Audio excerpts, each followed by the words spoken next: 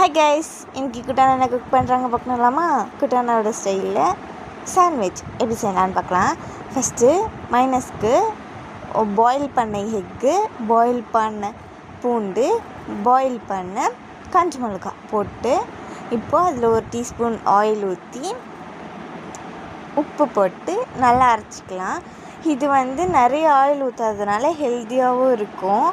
அதனால் அதை அரைச்சி வச்சுட்டு இப்போ ஆனியன், டொமேட்டோ நல்லா பொடியை கட் பண்ணி வச்சுருக்கேன். இது மிக்ஸ் பண்ணிவிட்டு கொஞ்சோண்டு கரம் மசாலா, மிளகாத்தூள், உப்பு ஆட் பண்ணி இது நல்லா மிக்ஸ் பண்ணி வச்சுக்கலாம்.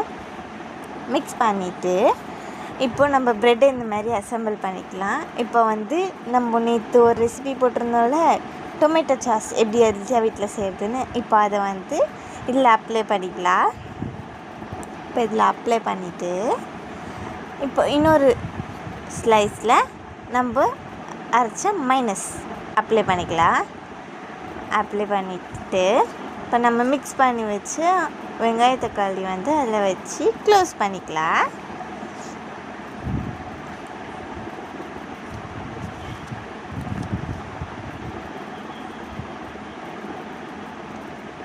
இது வீட்டில் செய்கிறதுனால ஹெல்த்தியாகவும் இருக்கும். குட்டீஸ்க்கு கொடுக்கலாம். நீங்கள் இப்போது ஒரு பேனில் ஆயில் அப்ளை பண்ணி நம்ம க்ளோஸ் பண்ணி வச்ச சாண்ட்விட்சை மேலே வச்சு ரோஸ்ட் பண்ணி எடுத்துக்கலாம்.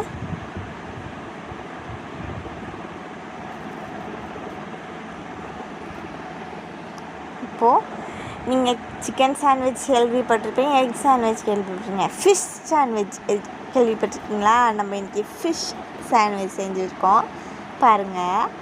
இப்போது அது கூடயே ஃபிஷ் பிச்சு வச்சுருக்கேன். அதை வச்சு இப்போ அதை அப்படியே க்ளோஸ் பண்ணி நம்ம ரோஸ்ட் பண்ணி எடுத்துக்கலாம். இப்போது ஃபஸ்ட்டு கட் பண்ணுறது இது நார்மல் சாண்ட்விச், வெஜ் சாண்ட்விச்.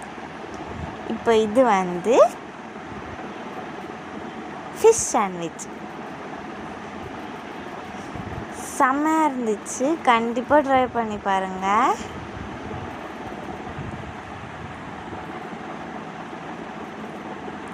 பாருங்க.